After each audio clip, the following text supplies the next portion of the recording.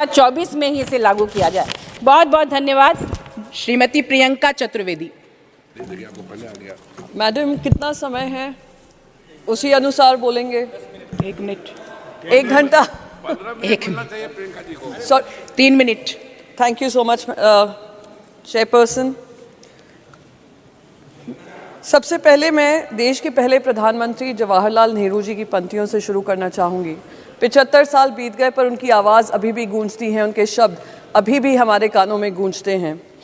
Long years ago we made a tryst with destiny, and now the time comes when we shall redeem our pledge, not wholly or in full measure, but very substantially. Ma'am, हमारी जो इतिहास है महिलाओं का, जब हमारा संविधान बन रहा था तो संविधान में कॉन्स्टिट्यूएंट असेंबली में ये चर्चा हुई थी कि क्या महिलाओं को आरक्षण मिलना चाहिए। वहाँ पे जो 15 महिला सदस्य भी थी, उन्होंने उसको खारिज कर दिया था। उन्होंने कहा था कि equality will be the basis of our constitution. Baba Saheb Ambedkar ji ने एक ऐसा विजनरी कॉन्स्टिट्यूशन हमें दिया जहाँ पे महिलाओं को इक्वालिटी और समानता का उनको समानता की ज़िंदगी दी। पर दुर्भाग्य इस बात का है कि 75 साल में जो महिलाओं को जगह मिलनी चाहिए थी, स्टेट असेंबलीज़ हों या केंद्र में हों, वो हमें मिली नहीं। इस वजह से आज हम इस रिजर्वेशन की चर्चा कर रहे हैं।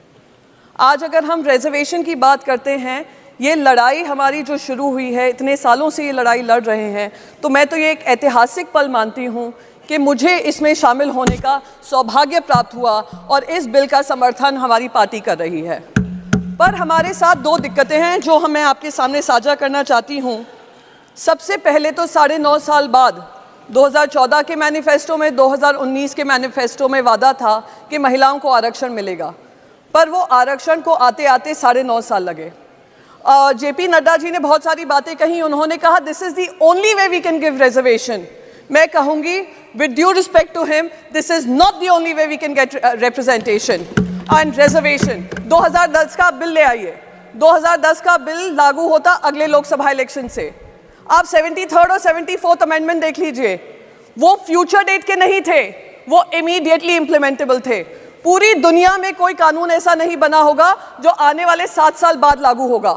तो ये महिलाओं के साथ ये जो हो रहा है, मैं मानती हूँ उनको एक झुंझुना दिखाया जा रहा है कि आरक्षण तो दे रहे हैं, पर आरक्षण के साथ हम कंडीशन भी रख रहे हैं। दरवाज़ा तो खोल रहे हैं, पर 7.5 साल तक आपको उसमें एंट्री नहीं देंगे, ये कह रहे हैं साथ में। मैं पूछना चाहती हूँ, क्या आपको रोक रहा है? कौन सा कॉन्स्टिट्यूशन का हिस्सा है जो आपको रोक रहा है इमीडिएट इम्प्लीमेंटेशन से? तो दुख इस बात का होता है कि हम लोग जब बात कर रहे हैं रिजर्वेशन की, पूरी तरीके से जो आज मिठाई बांटते और खुशी होती है हम सब महिलाओं में, उससे हमें वंचित किया जा रहा है। प्लीज माननीय सदस्य, मैं बस आपका समय समाप्त हो गया। जी मैम, 1 मिनट में खत्म कर दूंगी। आप लोगों से ज्यादा समय नहीं मांगूंगी, ना उम्मीद है। बस जाते जाते एक चीज कहूंगी कि जो 2010 का बिल था, उसमें लेजिस्लेटिव काउंसिल्स में भी महिलाओं के लिए आरक्षण था। तो लेजिस्लेटिव काउंसिल और राज्यसभा में आप भी सांसद हैं, मैं भी सांसद हूं। जितना लोकसभा में उन महिलाओं का रिप्रेजेंटेशन है, राज्यसभा में नहीं है। माननीय सदस्य, आपका समय समाप्त हो गया। बस इसी बात को कहते हुए मैं इसको वेलकम करती हूँ, मैं इसको सपोर्ट करती हूँ, और एक ऐसा ऐतिहासिक दिन हम रचने जा रहे हैं, उसको मैं आप सभी का, जिनने सपोर्ट किया है, आभार व्यक्त करूंगी। धन्यवाद। माननीय सदस्य श्री सुशील कुमार मोदी।